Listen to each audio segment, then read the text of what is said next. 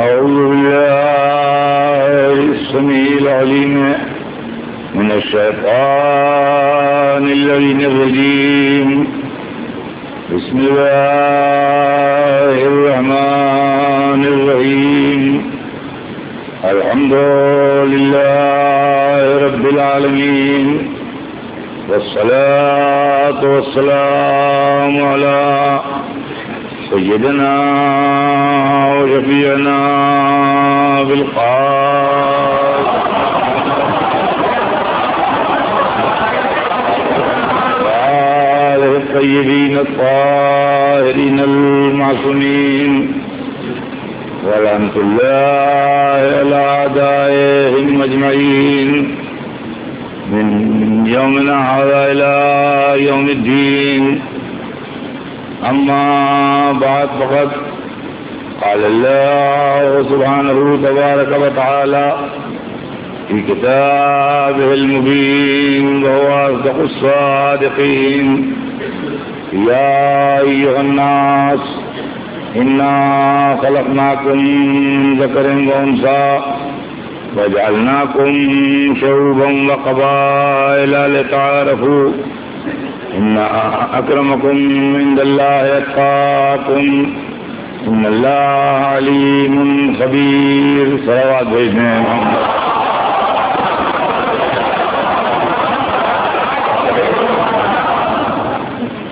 ارشاد اقدس سے جناب رب العزت ہے: کیا انسانوں، ہم نے تم کو مرد و عورت کے ذریعے خلق کیا اور تمہارے اندر مختلف شعبے اور قبیلے قرار دیے، یعنی ڈفرینٹ سیکس اینڈ ٹرائبس. یہ اس لیے بنائے کہ تم پہچانے جاؤ.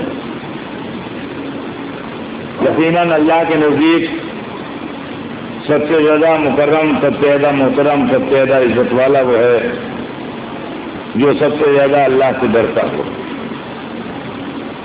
اللہ، یقیناً اللہ ہر چیز کا جاننے والا ہے اور ہر چیز سے باخبر. عزیزان گرامی، سلسلہ بیان ذہن عالی میں ہوگا.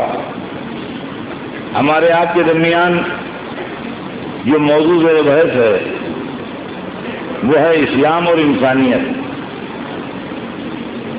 کہ اسلام نے انسانیت کی کیا تعلیم دی ہے، اور اسلام اسی لیے آیا ہے کہ انسان انسان رہے، درندہ نہ ہو جائے. اس کی ذات سے اس کے بھائیوں کو، اس کے پڑوسیوں کو، اس کے شہر والوں کو، اس کے ملک والوں کو، اس کی دنیا والوں کو فائدے پہنچیں، اس کی ذات سے کسی کو نقصان نہ پہنچنے پائے، اس کی وجہ سے کسی کو ایذا نہ ہو، اس کی وجہ سے کسی کو تکلیف نہ ہو. یہ اسلام کی تعلیم ہے. اور اگر آپ قرآن مجید کا غور سے مطالعہ کریں گے تو آپ کی سمجھ میں آئے گا کہ قرآن نے ہر قدم کے اوپر انسان کو انسان بننے کی، انسان کو انسان رہنے کی تعلیم دی. اور اسی انسان کے واسطے یہ مدرسہ کھولا گیا، جس مدرسے کا نام دین ہے، جس مدرسے کا نام مذہب ہے. اور اس مدرسے کے اندر جو استاد بھیجے گئے، جو مدرس بھیجے گئے، جو پڑھانے والے بھیجے گئے، ان استادوں اور مدرسوں اور پڑھانے والوں کو ہم نبی یا امام کے نام پہ یاد کرتے ہیں. نبی یا امام وہ لوگ ہیں، رہبر وہ لوگ ہیں جو اس دنیا میں اس لیے آئے کہ انسان کو انسان بنائے، اس کی سیرت، اس کا کردار، اس کا اخلاق، اس کے مزاج کو درست کریں. مگر مذہبوں کی تاریخ یہ ہے کہ ہمیشہ کچھ مطلب پرست لوگوں نے، کچھ دنیا دار لوگوں نے، کچھ طاقتور لوگوں نے مذہب کو اپنے مقصد کے لیے استعمال کرنے کے لیے مذہب کے فلسفے کو بدلا اور مذہب کے نظریات کو اپنی فکر کے سانچے میں ڈھالنے کی کوشش کی، جس کے نتیجے میں دنیا میں تباہی آئی اور دنیا میں خرابی پیدا ہوئی۔ میرے دوستو، زندگی اور انسانیت کی اصل پرابلم یہ ہے کہ طاقتور اپنا راج چاہتا ہے، اپنے اوپر کسی اور کا راج نہیں چاہتا۔ طاقتور اپنا راج چاہتا ہے، اپنے اوپر کسی دوسرے کا راج پسند نہیں کرتا۔ یہ ہے زندگی کی اصل پرابلم۔ جتھے والے کمزوروں کو دباتے ہیں، پیسے والے غریبوں کو دباتے ہیں، طاقتور ملک کمزور ملکوں کو دباتے ہیں، طاقتور قبیلے کمزور قبیلوں کو دباتے ہیں۔ انسانوں میں دو صنفیں ہیں، مرد و عورت۔ طاقتور نے ہمیشہ کمزور کو دبا کے رکھا۔ عورتوں پر جو مظالم ہوئے مردوں کی طرف سے، اس کی بنیاد بھی یہی فلسفہ ہے کہ مرد کے جسم میں طاقت زیادہ تھی، عورت کے جسم میں طاقت کم تھی، لہذا اس نے یہ چاہا کہ وہ عورت کا حکمران بن کے رہے۔ غلام کے پاس طاقت کم تھی، آقا کے پاس طاقت زیادہ تھی، لہذا اس نے غلام کو اپنا تابع بنا کے رکھا۔ کمزور قومیں مجبور ہیں طاقتور قوموں کے ہاں میں ہاں ملانے اور ان کی بات کو ماننے کے لیے۔ یہی مسئلہ دنیا میں کل بھی تھا اور یہی مسئلہ دنیا میں آج بھی ہے۔ اور مذہب کا مقصد بھی یہی ہے کہ طاقت کے راج کو روکے اور کمزور کو اس کا حق دلائے۔ قانون کا مقصد بھی یہی ہے کہ طاقت کے راج کو روکے اور کمزور کو اس کا حق دلائے۔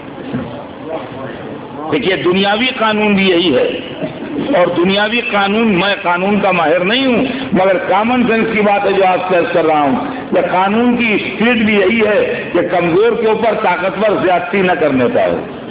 آپ کے پاس 99 بیگھا زمین ہے اور میرے پاس 1 بیگھا ہے، میں آپ کے لیے خطرہ نہیں ہوں، اس لیے کہ 1 بیگھے زمین کا مالک 99 بیگھا زمین کے مالک سے کیا آنکھ ملا کے بات کرے گا، لیکن آپ میرے لیے خطرہ ہیں، اس لیے کہ بار بار آپ سوچ رہے ہیں کہ یہ 1 بیگھا زمین اگر مجھے مل جائے تو پورے 100 بیگھے کا راؤنڈ فیگر میں چک آ جائے گا میرے پاس، لہذا میرے اوپر دباؤ ڈالے جا رہے ہیں، میرے اوپر پریشر بنائے جا رہے ہیں، میرے اوپر طاقت استعمال کی جا رہی ہے کہ میں کسی طریقے سے اپنی زمین آپ کے ہاتھ بیچ کے نکل جاؤں اور یہ زمین جو ہے یہ آپ کو مل جائے۔ قانون بھی اسی لیے آیا ہے کہ اگر میں اپنی زمین نہیں بیچنا چاہتا ہوں تو قانون مجھے پروٹیکشن دے۔ مذہب بھی اسی لیے آیا ہے کہ اگر میں اپنا مال نہیں بیچنا چاہتا ہوں تو مذہب مجھے پروٹیکشن دے۔ عزیزان گرامی، دنیا میں تصادم کی یہی تاریخ ہے، ٹکراؤ کی یہی تاریخ ہے۔ دنیا میں جو آپس میں ایک دوسرے سے جھگڑے ہوئے ہیں اور جو قومیں ٹکرائی ہیں اور جو دنیا میں لڑائیاں ہوئی ہیں، اس کی بھی یہی تاریخ ہے کہ ہم بڑے ہیں کہ تم بڑے ہو، ہم طاقتور ہیں کہ تم طاقتور ہو، ہم زیادہ زوردار ہیں کہ تم زیادہ زوردار ہو۔ اس کے واسطے دنیا میں تصادم و ٹکراؤ ہوتے رہے۔ مذہب کے آنے کا مقصد یہ تھا کہ ایک ایسا نظام قائم ہو اور انسانی دماغ کی اصلاح ہو۔ دیکھیے، مذہب طاقت کے زور پر حالات کو بدلنے کا قائل نہیں ہے۔ جہاں جہاں میری آواز جا رہی ہے اس کو غور سے سنیے گا، مذہب طاقت کے زور پر حالات کو بدلنے کا قائل نہیں ہے۔ مذہب فکر بدلنا چاہتا ہے، مذہب ذہن کی تھنکنگ بدلنا چاہتا ہے، مذہب دماغ کے سانچے بدلنا چاہتا ہے۔ اس لیے کہ اگر آپ طاقت کے زور پر مجھے بدل دیں گے، یہ اتنا بڑا مجمع ہے، میں اکیلا ہوں، جو چاہے مجھ سے کرا سکتا ہے، لیکن اسی وقت تک جب یہ مجمع یہاں موجود ہے، لیکن جب میں تنہا ہوں گا تو وہی کروں گا جو میرا دل چاہتا ہے۔ تو معلومات طاقت کے زور کے اوپر جو اقتدار قائم ہوتا ہے وہ اتنی دیر کا مہمان ہوتا ہے جب تک طاقت رہے، اور جب طاقت ختم ہو جاتی ہے تو اقتدار بھی ختم ہو جاتا ہے۔ لیکن اگر ذہن کی تھنکنگ بدل جاتی ہے تو طاقت رہے یا نہ رہے، آدمی ویسا ہی رہتا ہے جیسا آپ چاہتے ہیں۔ اسی لیے قرآن نے یہ بات کہی کہ لا اکراہ فی الدین، دین کے اندر جبر نہیں ہے، دین کے اندر زیادتی نہیں ہے۔ دین زیادتی کر کے کرے گا کیا؟ دین جبر کر کے کرے گا کیا؟ اس لیے کہ دین اچھی طرح جانتا ہے کہ طاقت کا راج 4 دن رہتا ہے، اس کے بعد ختم ہو جاتا ہے۔ دین کو قیامت تک رہنا ہے، لہذا دین ذہن بدلتا ہے، فکر بدلتا ہے، سوچنے کا طریقہ بدلتا ہے۔ عزیزان گرامی، دولت، اقتدار، حکومت، یہ تمام چیزیں انسان کو ہمیشہ سے پریشان کرتی آئی ہیں، لیکن کروڑوں درود اور اربوں سلام اس رسول عربی پر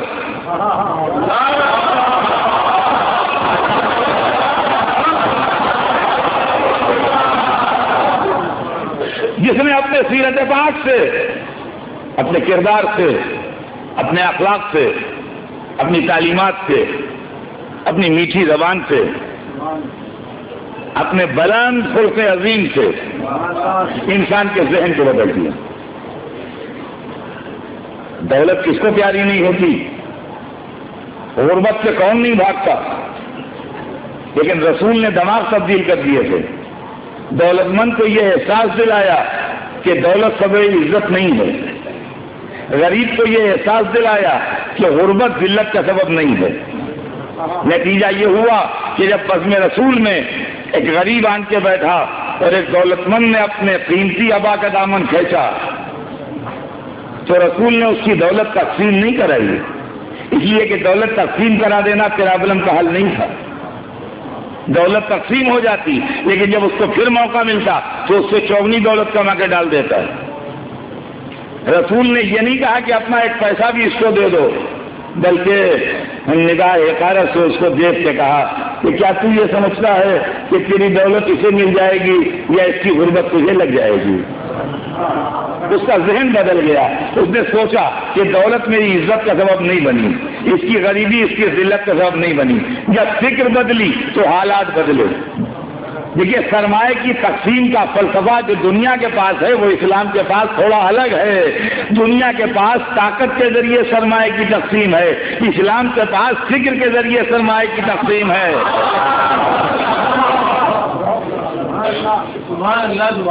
وہ شرمندہ ہوا، وہ نادم ہوا، انہوں نے ہاتھ جوڑے، کہا یا رسول اللہ مجھ سے غلطی ہو گئی، میں اپنی غلطی پر نادم ہوں، اور اب میں اپنی غلطی کا علاج یہ کرنا چاہتا ہوں کہ اپنی آدھی دولت اس بھائی کو دینا چاہتا ہوں۔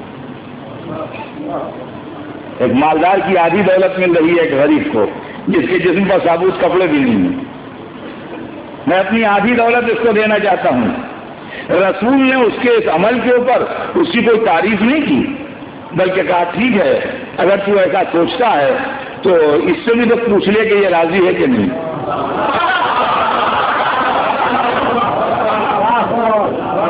کہ دونوں طرف سے رضامندی ہونا چاہیے نا۔ جب اس سے سوال کیا اس نے کہ بھائی میں اپنی آدھی دولت آپ کو دینا چاہتا ہوں، تو ان کا نہیں مجھے نہیں چاہیے، آپ کی دولت آپ ہی کو مبارک ہو، مجھے آپ کی دولت نہیں چاہیے۔ کہا کیوں بھائی تمہیں تو ضرورت ہے؟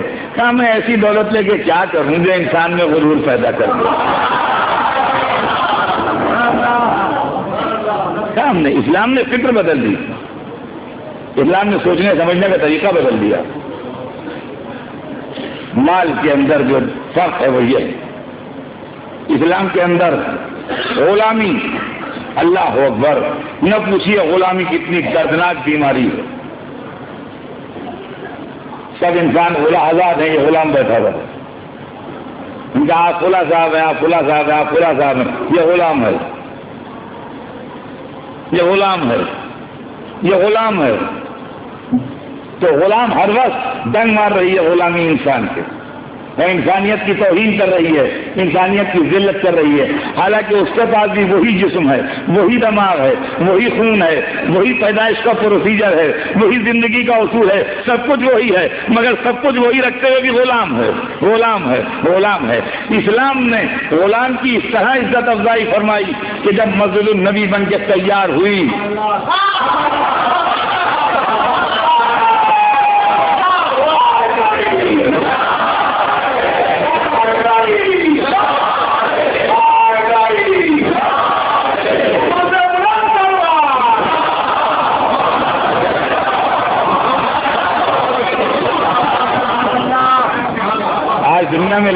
مسجدیں ہیں اور ایک سے ایک مسجدیں ہیں. لیکن اس وقت کو سوچیے جب مسلمانوں نے پہلی مسجد بنائی جس کے اندر سرکار دو عالم نے خود کام کیا عام مسلمانوں کے ساتھ, اور ان کی زحمتیں بھی اس مسجد کی تعمیر میں شامل ہیں, اور بن کے تیار ہوئی. تو مسجد میں دو ہی عہدے ہوتے ہیں, ایک پیش نماز کا عہدہ, ایک مؤذن کا عہدہ. مسجد میں دو پوسٹیں ہیں, ایک پیش نماز کی پوسٹ ہے جو نماز پڑھائے گا, ایک مؤذن کی پوسٹ ہے جو اذان دے گا. پیش نماز کی پوسٹ کو اللہ آلریڈی بھر چکا ہے. پیش نماز جو ہے وہ اپائنٹڈ بائی گاڈ ہے, وہ تو اللہ کی طرف سے مقرر ہے. پیش نمازی مسجد میں حضور کریں گے, تشریف فرما ہے. لہذا پیش نماز کا تو سوال نہیں, اب مؤذن کا سوال ہے. مؤذن کو اپائنٹ کرنے کا حق رسول کے پاس ہے, پیش نماز کو اپائنٹ کرنے کا حق اللہ کے پاس تھا, اس نے اپائنٹ کر دیا. اب مؤذن کو اپائنٹ کرنے کا حق رسول کے پاس.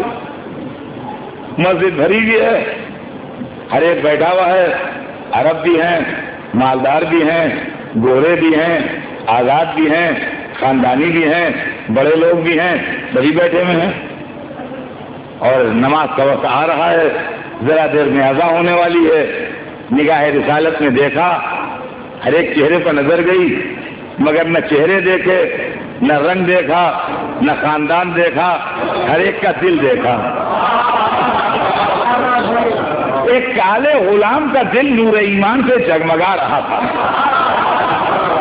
ایک کالے رنگ کے غلام کا دل نور ایمان سے جگمگا رہا تھا. رسول نے ایک گوشے میں بیٹھے ہوئے ایک کالے غلام کی طرف دیکھ کے کہا, بلال. اور بلال ہاتھ جوڑ کے کانپتے ہوئے اٹھے, آقا کیا حکم ہے؟ کہا جاؤ اذان دو. یہ اذان نہیں ہو رہی تھی, یہ اسلام اعلان کر رہا تھا کہ ہمارے یہاں آقا و غلام, کالا و گورا, چھوٹا و بڑا کچھ نہیں ہے. جس کے دل میں جتنا ایمان ہے اتنا مرتبہ ہے. ان اکرمکم عند اللہ اتقاکم.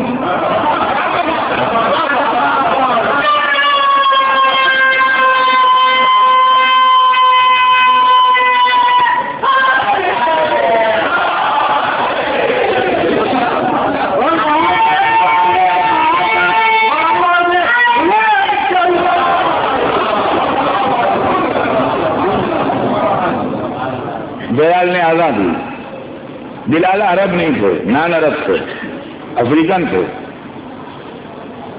اذان کی ٹیکسٹ جو ہے وہ عربی میں لگی. ڈفرینٹ کنٹریز کے لوگ بہت سی لفظوں کا پروننسیشن نہیں کر سکتے ہیں. ہم انڈین جو ہیں, ہمارے اندر یہ خوبی ہے کہ ہم ہر لفظ کو پروننس کر لیتے ہیں. ہاں, یہ آپ کو شاید اپنی صفت نہیں معلوم ہے. یہ انڈینس جو ہیں وہ ہر لفظ کو پروناؤنس کر لیتے ہیں, یہ انڈینس میں بڑی خاص صفت ہے. لیکن یہ صفت اور لوگوں میں نہیں ہے. انگریز سے آپ تے بلوائیے, نہیں بولتا ہے, تو تے کی جگہ ٹی بولتا ہے. اگر انگریز سے یہ کہو کہ لڑکی روتی ہے تو کہے لڑکی روتی ہے. اگر عرب سے کہیے یہ کہو کہ روٹی پکی ہے تو کہے روٹی پکی ہے. وہ ٹے نہیں بولتا ہے, اس لیے کہ اس کے الفابیٹ میں ٹے نہیں ہے عرب کے, اور انگریز کے الفابیٹ میں ٹے نہیں ہے. ہم دونوں بول لیتے ہیں, ہم روٹی بھی کہتے ہیں, روٹی بھی کہتے ہیں, دونوں بول لیتے ہیں. ٹے بھی پروناؤنس کرتے ہیں, ٹے بھی پروناؤنس کرتے ہیں. سمجھا؟ تو ظاہر ہے کہ جو دوسرے ملکوں کے باشندے ہوتے ہیں وہ دوسری لفظوں کے پروننسیشن میں تھوڑا سا ان کو ڈیفیکلٹی ہوتی ہے. یہ ایک نیچرل بات ہے. تو جناب بلال جو تھے چونکہ افریقہ کے آئے ہوئے تھے, لہذا اذان میں شین ہے. اشہد ان لا الہ الا اللہ, اشہد ان محمد رسول اللہ ہے نا, شین.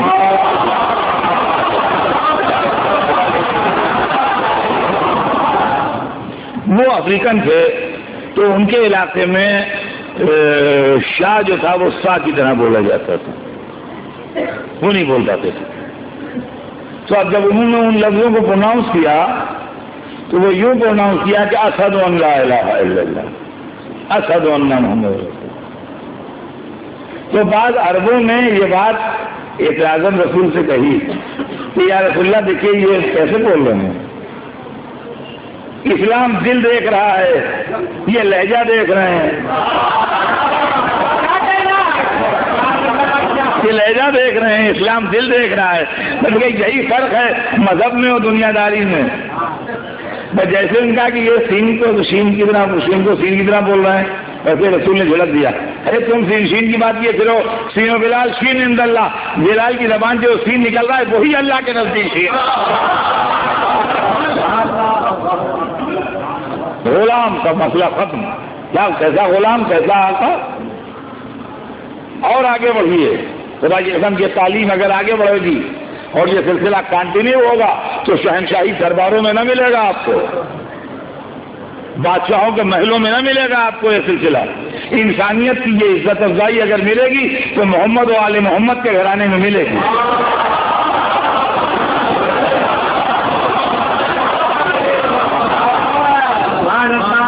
یہ تو آپ نے سیرت رسول دیکھی، اب آئیے سلسلہ آگے بڑھے گا۔ سیرت علی دیکھیے، سیرت علی دیکھیے،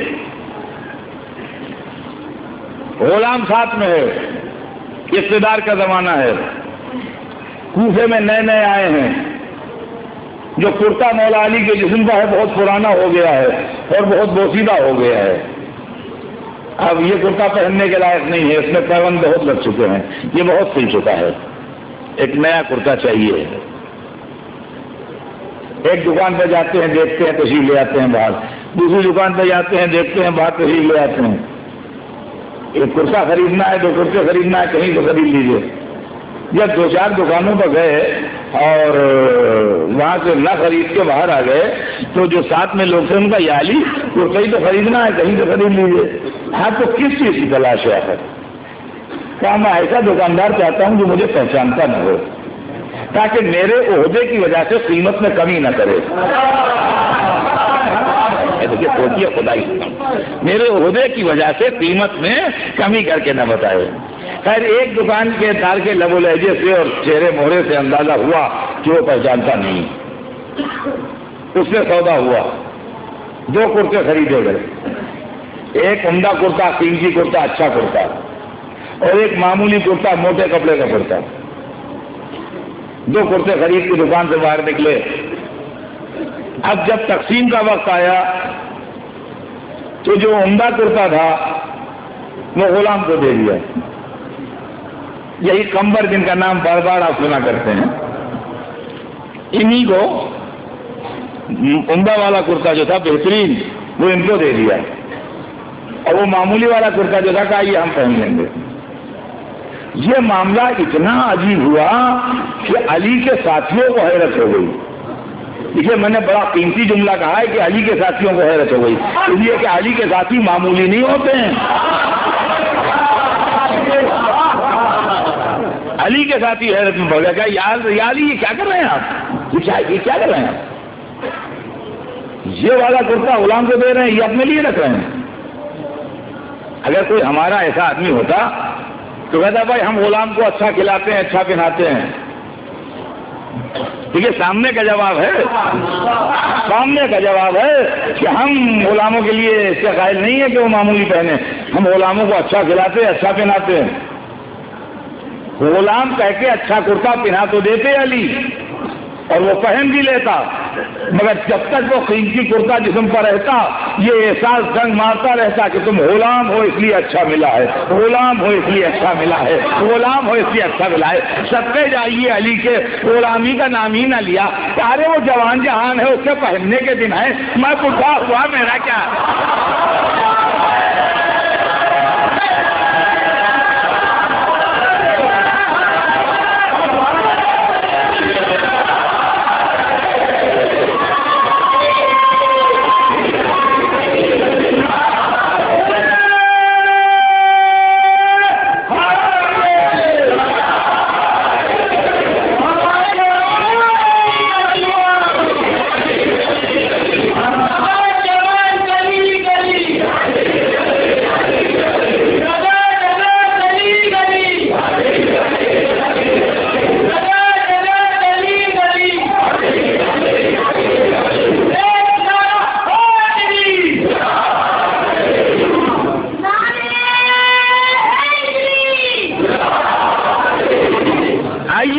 کائنات کو اسلام کی جھلکیاں دکھا رہا ہوں. یہ اس لیے کر رہا ہوں کہ میرے وہ بچے کے ذہنوں نے اور پروپیگنڈوں نے جن کے ذہنوں پر اثر ڈالا ہے ان کے ذہنوں سے وہ چیزیں بھول جائیں. تو یہ کیا مسئلہ ہے؟ مولا علی کا زمانہ رسول اللہ کے زمانے سے ملا ہوا ہے، بالکل متصل ہے بلا فصل، لیکن 125 برس آگے بڑھ رہی ہے. امام رضا کا زمانہ،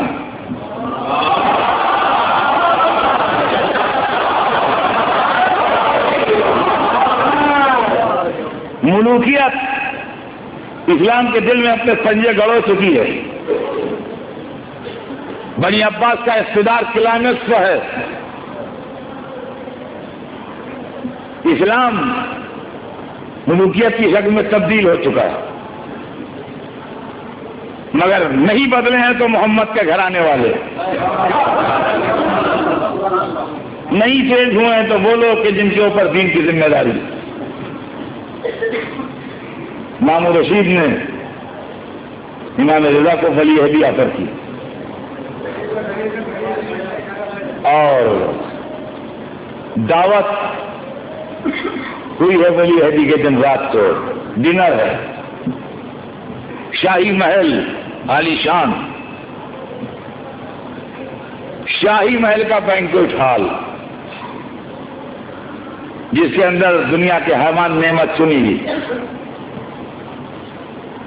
بادشاہ نے دعوت کی، ولی عہد کی دعوت کی. ولی عہد وہ جو رسول اللہ کا ڈائریکٹ ڈیسینڈنٹ ہے، فرزند، معمولی حیثیت کا کوئی نہیں. یہ آپ فرزند علی و فاطمہ، فرزند رسول. یہاں سے وہاں تک بہت بڑے ارکان دولت بیٹھے ہیں، وہ جن کے دست بازو وہ حکومت چلتی ہے، رائل فیملی کے لوگ، ہائی آفیشل، ملٹری کے اعلیٰ عہدیدار جو بادشاہوں کی دعوتوں میں شریک ہونے کے لائق ہوں. سمجھ لیجیے آپ کس معیار کے اور کس کلیبر کے لوگ ہوں گے. یہ سب یہاں سے وہاں تک جڑویا بیٹھے. کھانا لگ چکا ہے دسترخوان پر. چونکہ امام کے آنر میں دعوت ہے لہذا صدر میں امام تشریف فرما. اور چونکہ شہنشاہی دعوت ہے لہذا یہاں سروس کرنے والوں کی کمی نہیں ہے کہ ایک آدمی پانی کا گلاس لینے گیا ہے تو وہی آئے گا تو پلٹ کے چمچہ دے گا، وہ اس کی کرے گا تو پھر آپ کو سرو کرے گا کہ میں اس کا کوئی سوال ہی نہیں. ہر آدمی کے پیچھے غلام ہاتھ باندھے کھڑا ہے. جتنے آدمی دعوت میں ہیں، جتنی پلیٹیں لگی ہیں اتنے غلام بھی کھڑا ہے. ہر آدمی کے پیچھے غلام سروس کے لیے، سیپریٹ اسی کی سروس کے لیے کھڑا ہے. اسی کے غلاموں کی کمی تھوڑی ہے شاہی محل میں.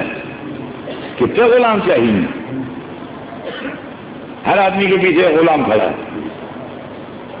کھانا تیار ہے، ہر ایک کی نظر امام کے دستہ مبارک پر ہے کہ چیف گیسٹ ہیں، ان کے آنر میں دعوت ہے. یہ ہاتھ بڑھائیں تو ہم بھی ہاتھ بڑھائیں. شاہی کھانے دعوت دے رہے ہیں کہ جلدی شروع کرو. سوچئے، تباہ دوڑائیے کیا منظر ہوگا اس وقت جب کچھ ذرا ضرورت سے زیادہ تاخیر ہوئی تو مامون نے ادب سے عرض کیا، یا اپنا رسول اللہ یہ سب آپ کے منتظر ہیں، یہ سب آپ کے منتظر ہیں، آپ شروع کریں تو سب لوگ شروع کریں. آپ بسم اللہ کریں، شروع کریں تو. اور جیسے ہی اس نے کہا کہ یہ سب آپ کے منتظر ہیں، آپ بسم اللہ کریں تو یہ لوگ بسم اللہ کریں، ویسے ہی ایک مرتبہ سر مبارک اٹھایا اور درویا یوں دیکھا اور کہا یہ حضرات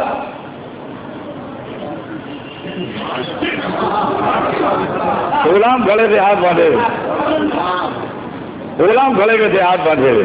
شاہی دربار میں دعوت ہو رہی ہے. ملوکیت اپنے کلائمیکس پر ہے. آپ ہسٹری پڑھیے تو ہسٹری آپ کو بتائے گی کہ بنی عباس کی ڈائنیسٹی کا گولڈن پیریڈ ہارون و مامون کا پیریڈ ہے. ملوکیت بالکل اپنے کلائمیکس کے اوپر ہے اس وقت. کیا کہ یہ حضرات یہ سرکار یہ غلام ہے، مسلمان نہیں؟ کہا نہیں سب مسلمان ہیں، سب مسلمان ہیں۔ کہا بھائی کہ تم کھڑے کیوں ہو؟ بیٹھو بیٹھو بیٹھو، آؤ بیٹھو بیٹھو بیٹھو بیٹھو بیٹھو۔ ہمارے جد کی یہ تعلیم نہیں ہے کہ آقا الگ کھائے غلام الگ کھائے۔ اب مجھے نہیں معلوم کہ ان رئیسوں نے کھانے کو کھایا کہ کھانے نے ان کو کھایا، لیکن بات وہ کہہ دی کہ ہمارے جد کی تعلیم یہ نہیں ہے کہ آقا الگ کھائے غلام الگ کھائے، کہ اب اگر کوئی بگڑ کے دسترخوان سے اٹھے تو دسترخوان سے نہ اٹھے، پھر اسلام سے بھی اٹھ کے نکل کے باہر چلا۔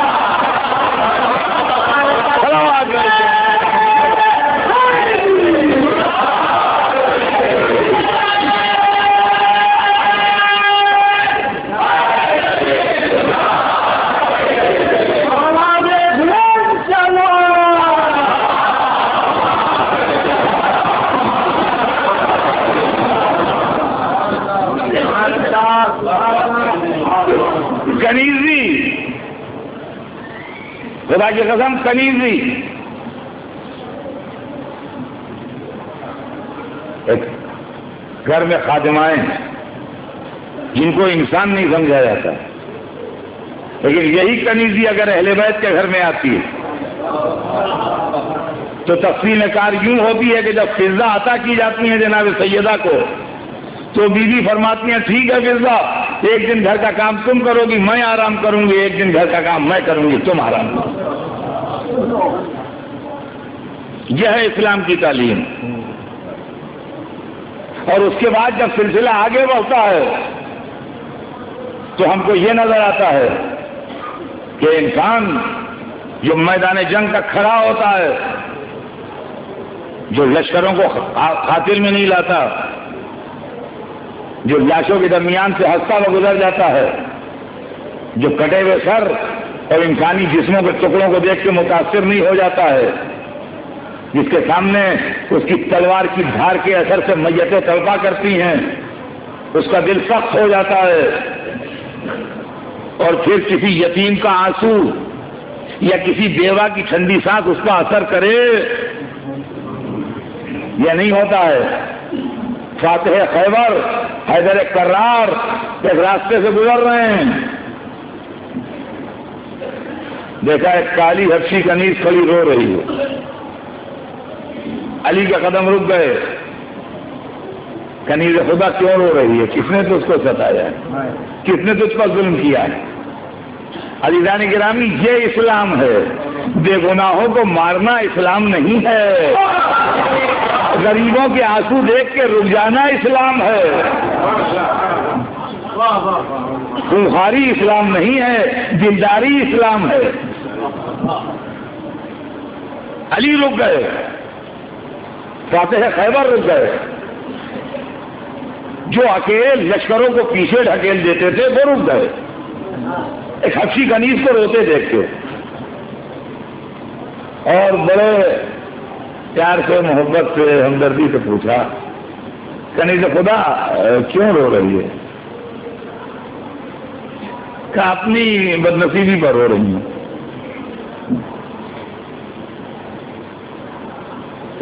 کیا بات ہے، کچھ مجھ سے بتا، شاید میں تیری پریشانی میں کچھ کام آ سکتا۔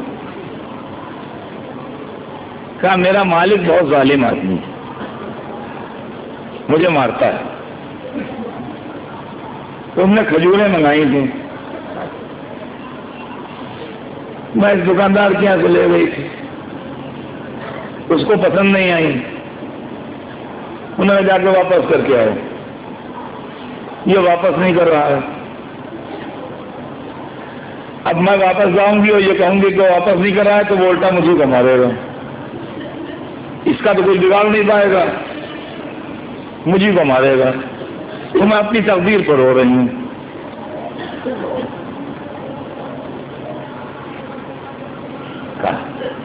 گھبرانی میرے ساتھ، اس کو لیے کہ دکاندار کے سامنے گئے، دکاندار علی کو پہچانتا نہیں ہے، اس سے جا کے کہا کہ بھائی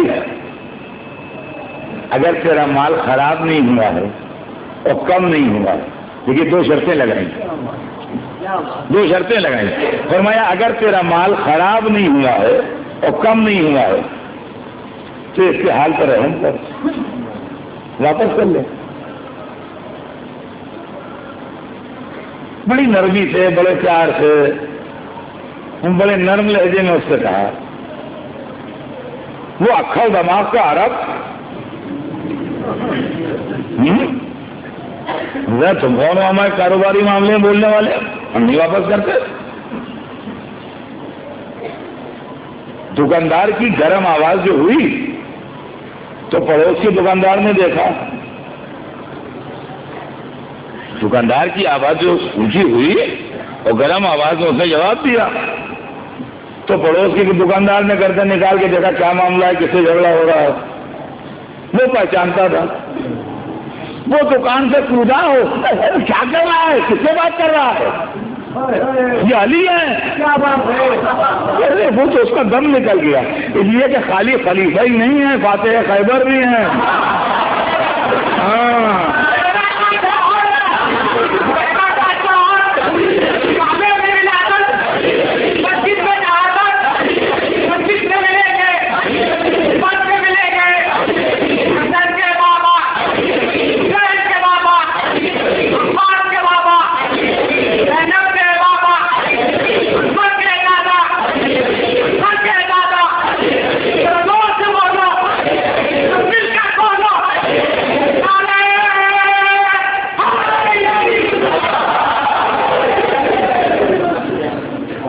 غور فرمائیے گا اس مسئلے. میں کس سے بات کر رہا ہے، کیا بات کر رہا ہے، علی ہیں. اس کا دم نکل گیا، برا حال ہو گیا اس کا، اس لیے کہ خالی ہاتھ پکڑ کے دبا دیں تو ہڈیاں سب چوڑا ہو جائیں گے.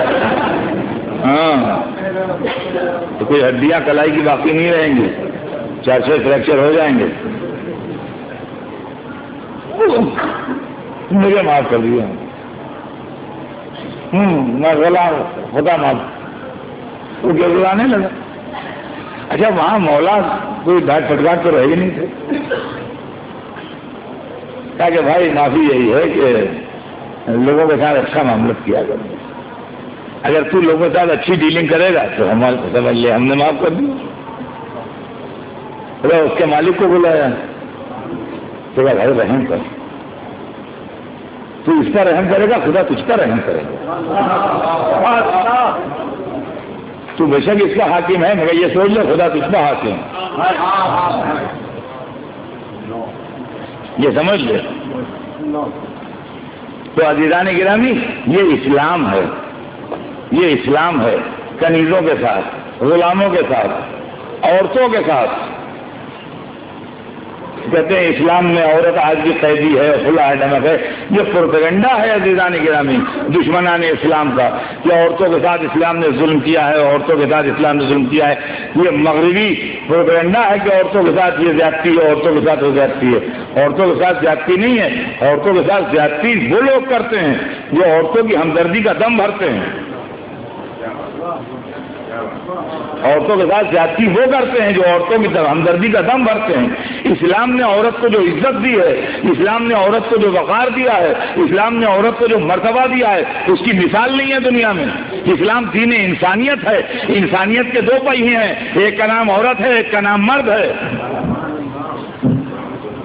لہذا عورت کا مرتبہ کم کیسے ہو جائے گا؟ یہ اور بات ہے کہ ہمارے سماج نے، ہماری سوسائٹی نے، بادشاہت نے، ملوکیت نے عورتوں کو دبا کے رکھا اور کچل کے رکھا.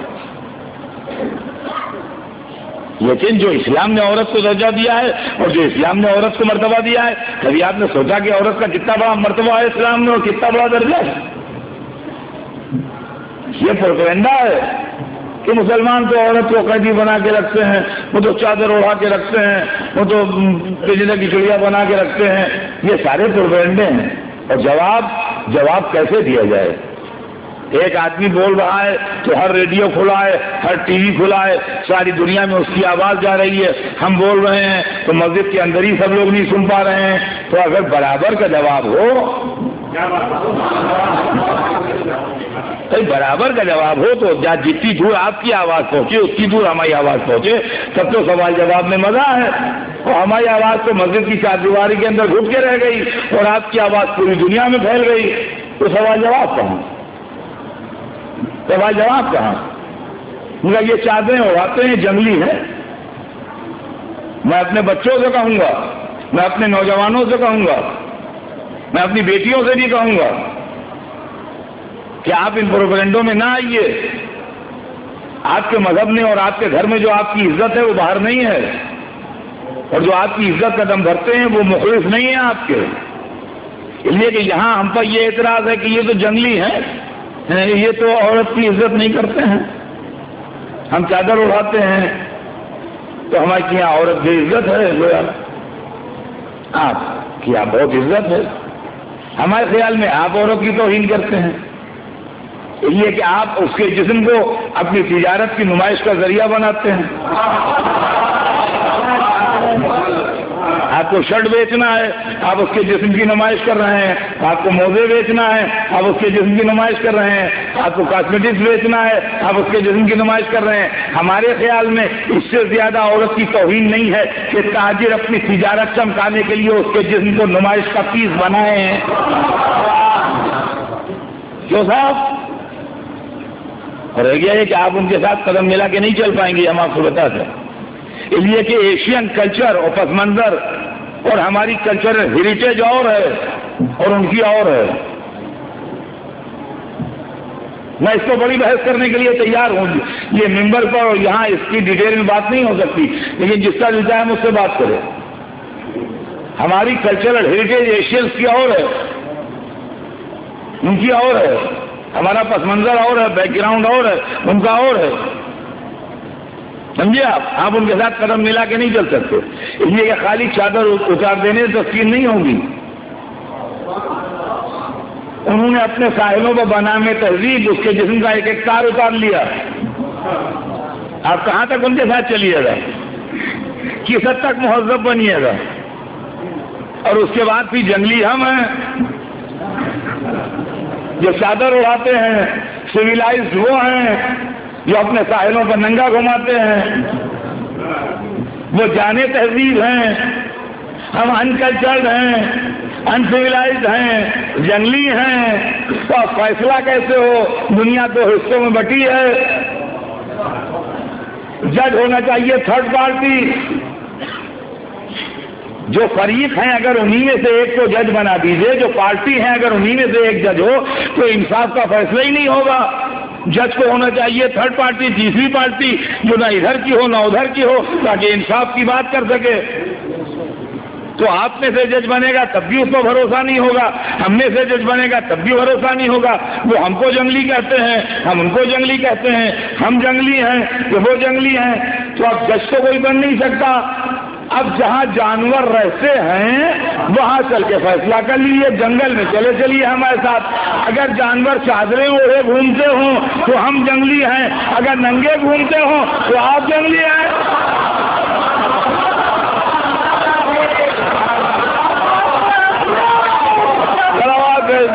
محمد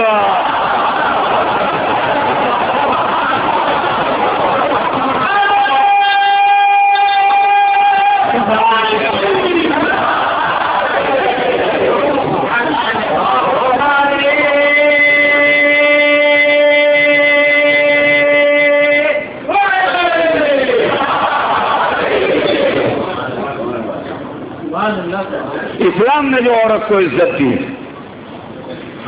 وہ عزت بے مثال عزت ہے کہ جہاں وہ گھر میں قدم رکھتی ہے تو جس گھر میں آتی ہے بیٹی بن کے آتی ہے.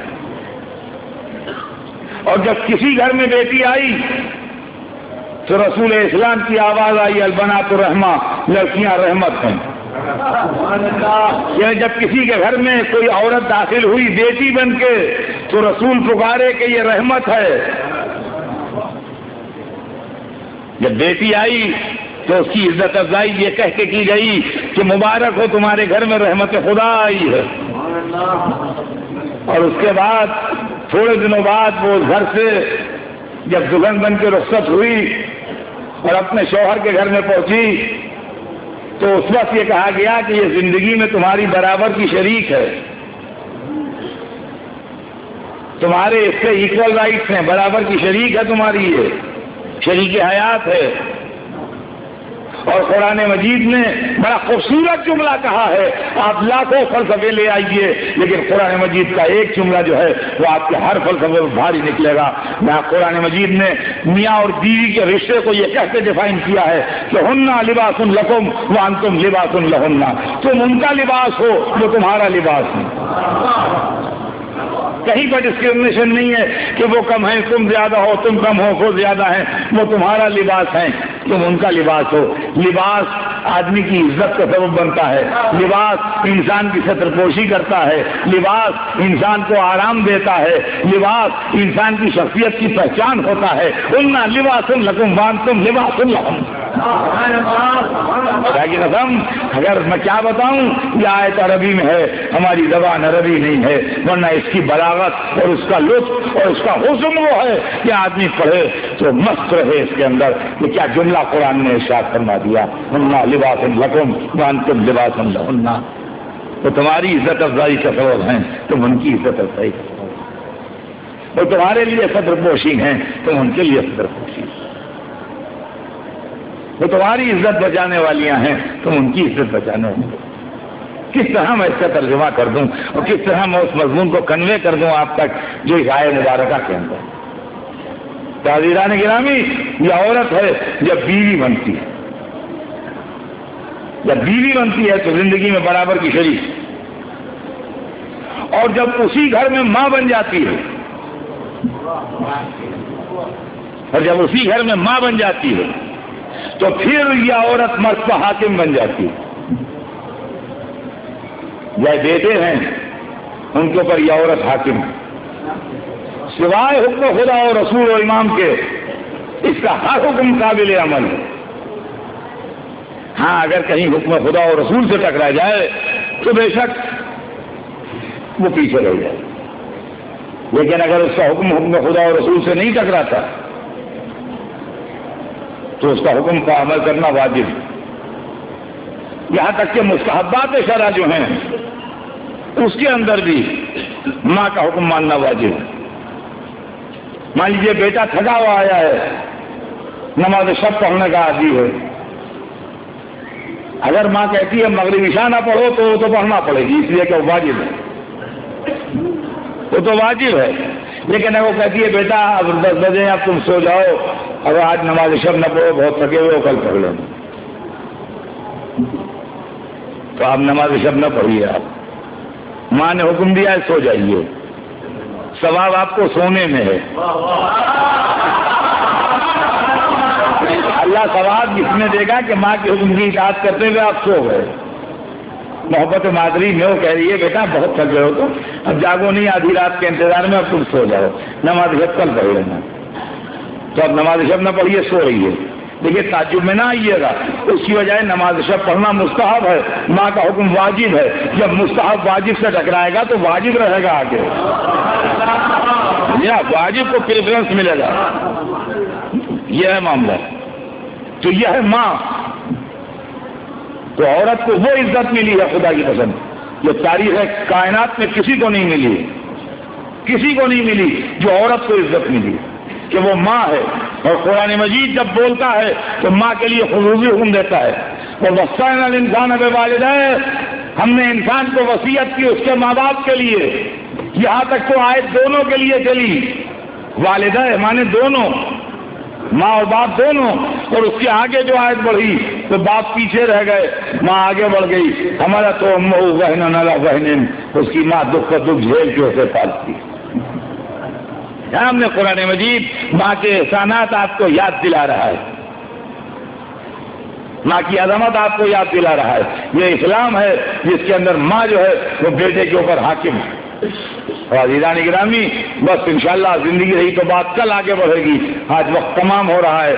خالی اتنا عرض کر دوں اور یہ ہر نوجوان سن لے جس کی ماں زندہ ہے کہ ماں وہ اللہ کی عظیم نعمت ہے کہ جب عورت ماں بن جائے تو مظہر صفات پروردگار بن جاتی ہے۔ جب عورت ماں بن جائے تو مظہر صفات پروردگار بن جاتی ہے، یعنی اللہ کی صفات کی جھلکیاں اس کی ذات میں دکھائی دینے لگتی ہیں۔ خالق وہ ہے، وسیلہ خلقت یہ ہے، رازق وہ ہے، وسیلہ رزق یہ ہے، رحیم و کریم وہ ہے، مظہر رحم و کرم یہ ہے، متکلم وہ ہے، ایک ایک جملہ سکھانے والی یہ ہے، رب وہ ہے، پالنے والی یہ ہے۔ یہ زمین پر اللہ کی رحمت کا جلوہ ہے جو دنیا کی نگاہوں میں سامنے۔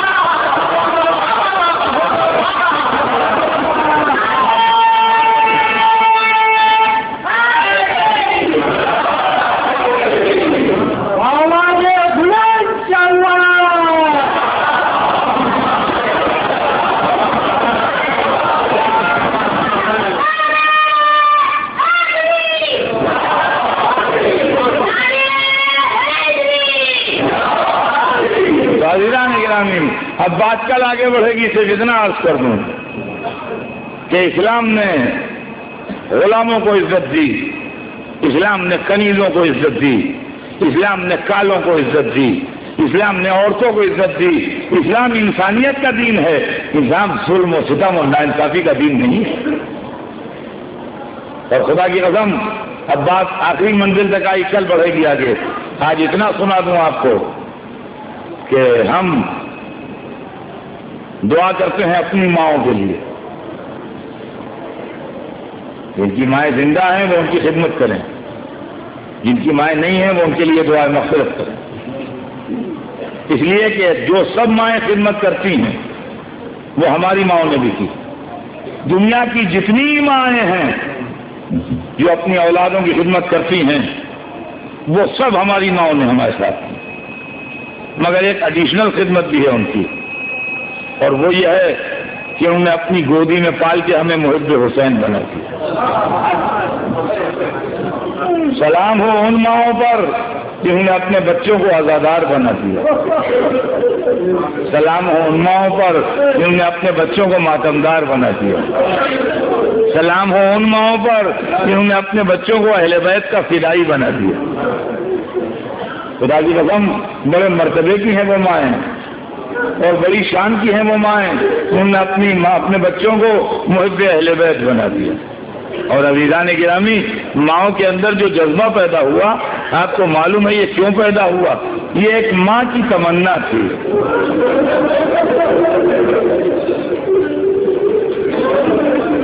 آپ جانتے ہیں کون ماں؟ فاطمہ زہرا بھی تو ماں تھی۔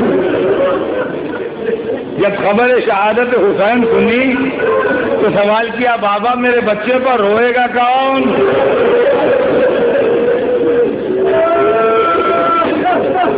بابا میرے بچے پر روئے گا کون؟ اور رسول محبوب رب العالمین تھے، جو فرما دیتے وہی ہوتا، مگر خاموش رہے۔